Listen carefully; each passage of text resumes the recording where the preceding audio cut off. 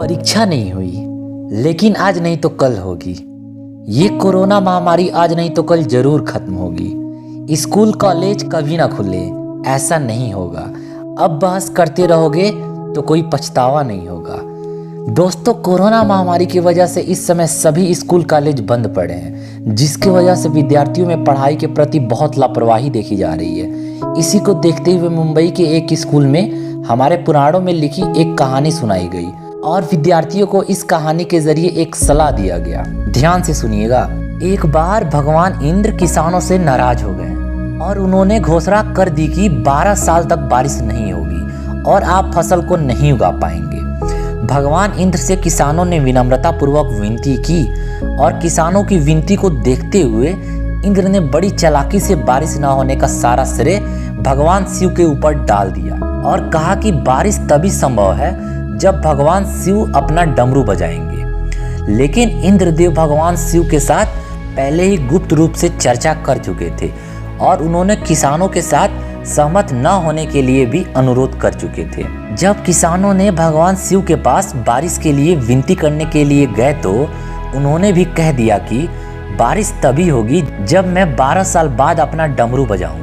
निराश होकर वापस लौटते किसानों ने 12 साल तक इंतजार करने का फैसला किया, लेकिन उनमें से एक किसान वापस लौटकर नियमित रूप से अपना काम कर रहा था, खेती कर रहा था, यहाँ तक कि बीज भी बो रहा था।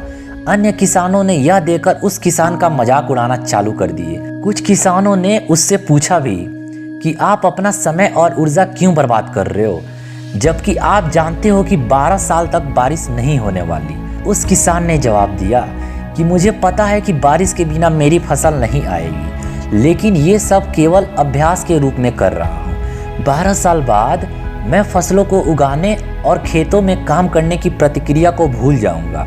शरीर को काम करने की आदत छूट जाएगी और शरीर आलस का शिकार हो जाएगा। इसीलिए मैं अभ्यास करता रहता हूँ कि जब 12 साल बाद बारिश होगी तो मुझे काम करने में मुश्किल नहीं होगी। जब इस किसान की ये बात पार्वती जी को पता चली तो उन्होंने भी चिंतित होकर शिव जी से कहा, आप भी 12 साल बाद डमरू बजाना भूल सकते हैं। यह सुनकर भगवान शिव भी चिंतित हो गए, इसलिए कहीं वो डमरू बजाना भूल तो नहीं गए, इसकी जांच करने की सोची और अपना डमरू उठाकर बजाने की कोशिश करने लगे। कोशिश करते हुए जैसे ही डमरू से आवाज आई वैसे ही बारिश होने लगी और जो किसान नियमित रूप से अपना काम कर रहा था उस किसान का खेत फसलों से हरा भरा हो गया।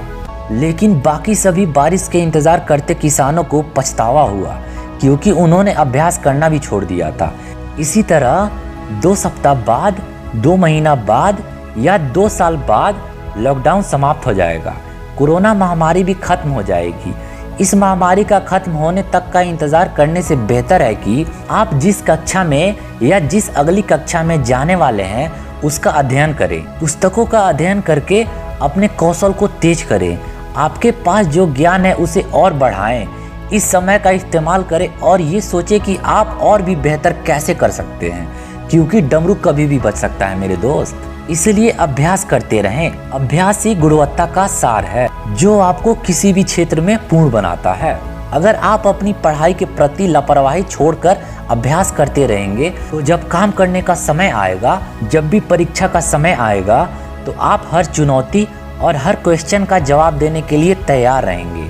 अपना ध्यान रखें और अपनों का ख्याल रखें, क्योंकि कोरोना अभी गया नहीं है। घर पर ही रहने की कोशिश करें ताकि आप भी और अन्य भी सुरक्षित रहें और नियमित रूप से अध्ययन करते रहें, क्योंकि डमरू कभी भी बच सकता है।